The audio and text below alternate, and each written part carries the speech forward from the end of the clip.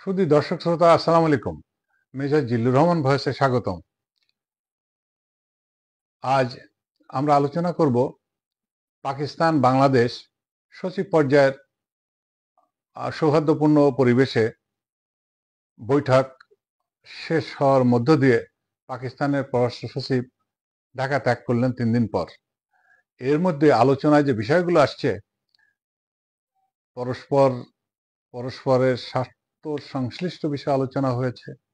বাংলাদেশের জাতীয় স্বার্থ অমীমাংসিত যে বিষয়গুলো রয়েছে সেগুলা নিয়ে আলোচনা হয়েছে। অমীমাংসিত যে বিষয়গুলো রয়েছে তার মধ্যে রয়েছে 71 সালে গণহত্যার দায় দায়িত্ব নিয়ে প্রকাশ্যে পাকিস্তানকে ক্ষমা প্রার্থনা করতে হবে। বাংলাদেশ 70-এর বন্যা এবং অন্যান্য যে সকল দেনা পাওনার বিষয় রয়েছে সেগুলা নিয়ে আলোচনা করেছে, তাতে $4.5 বিলিয়ন দাবি করেছে। বাংলাদেশ আরো বলেছে পাকিস্তানের আটকে পড়া যে নাগরিক এখানে রয়েছে তাদের প্রত্যাবাসনের ব্যাপারে জরুরি ভিত্তিতে ব্যবস্থা গ্রহণের দাবি জানিয়েছে।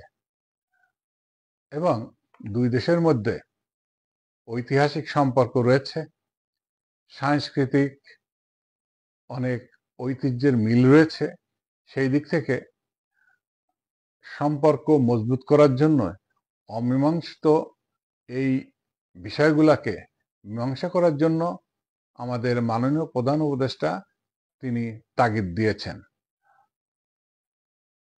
ইতিপূর্বে নিউ ইয়র্ক, জেদ্দা যে প্রধান উপদেষ্টার সঙ্গে তাদের উচ্চ পর্যায়ের যে বৈঠক হয়েছে, সাক্ষাৎ হয়েছে, তারই সূত্র ধরে দুদেশের সম্পর্ক উষ্ণতার দিকে এগোচ্ছে। আশা করা যায় যে বাংলাদেশ দাবি জানিয়েছে তাদের কাছে, তা আলোচনার মাধ্যমে নিশ্চয়ই আমরা একটা সমাধান খুঁজে পাব। আর এপ্রিল মাসের শেষের দিকে তাদের আরো উচ্চ পর্যায়ের মন্ত্রী পর্যায়ের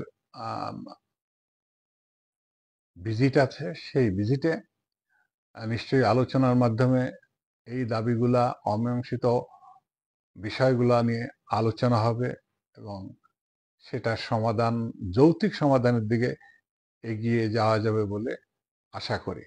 আমাদের ফরেন অফিস এবং মাননীয় প্রধান উপদেষ্টা তিনি বলেছেন যে দুদেশের সম্পর্ক উন্নয়ন করতে হবে, ব্যবসা বাণিজ্য, সংস্কৃতি, জনগণ টু জনগণ, দুই দেশের জনগণের মধ্যে সৌহার্দ্য, ভ্রাতৃত্ব গড়ে তুলতে হবে।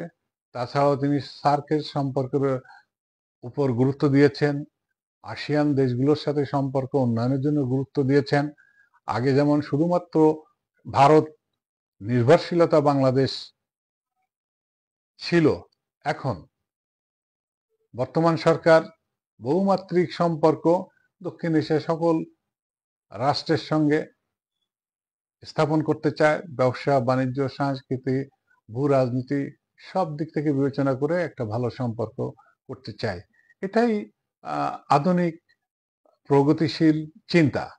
আমরা যদি ইতিহাসের দিকে তাকাই, যদিও কেউ কেউ হয়তো বলবে 71 সালে গণহত্যা করেছে, নির্মমতা, নৃশংসতা করেছে। হ্যাঁ, করেছে, সেটার জন্য তাদের ক্ষমা প্রার্থনা করতে হবে। আমাদের যে পাওনা আছে তাদের, সেটা তাদের মেটাতে হবে। ব্যবসা বাণিজ্যের ক্ষেত্রে আমরা এগিয়ে যেতে পারি। তাদের যে সমস্ত নাগরিক এখানে আটকা আছে তাদের নেওয়ার ব্যবস্থা করবে।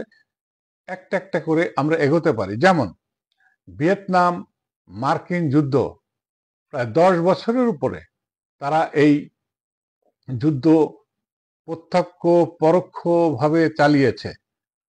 সুপার 2 পাওয়ারও শীতল যুদ্ধের সেই জামানায় তারা এই যুদ্ধকে আরো ইন্টেন্সিফাইড করেছিল।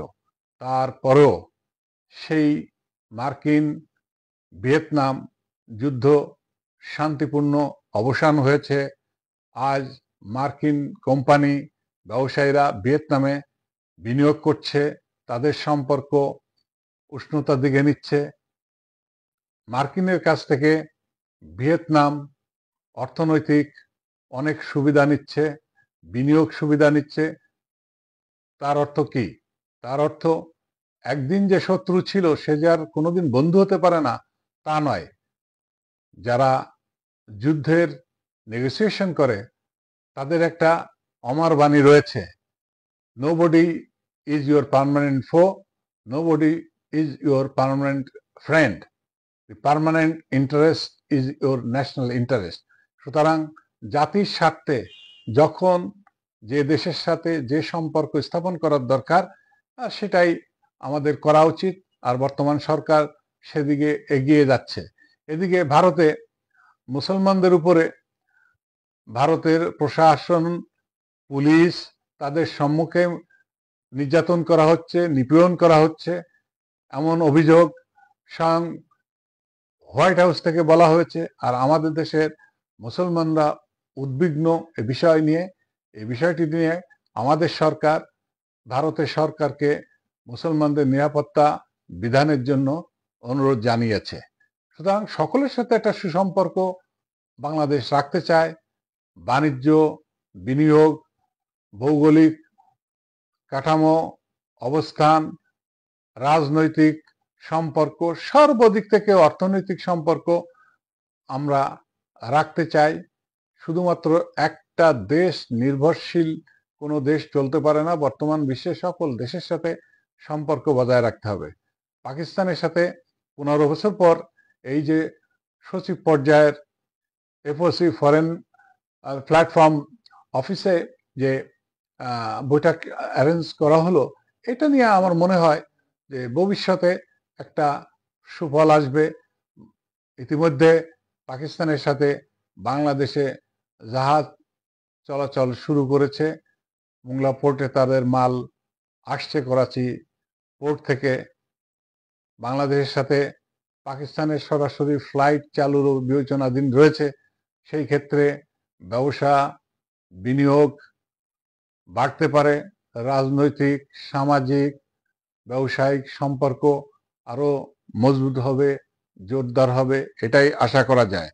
সকলে তাকিয়ে আছে যে শুধুমাত্র একটা দেশের দিকে এতদিন আমরা নির্ভর ছিলাম, এখন পাকিস্তান, চায়না, ভারত, পাশে যত রাষ্ট্র আছে সকলের সাথে এই সরকার ভালোভাবেই সম্পর্ক এগিয়ে নিয়ে যাচ্ছে।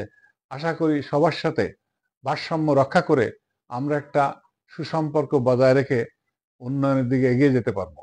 ধন্যবাদ।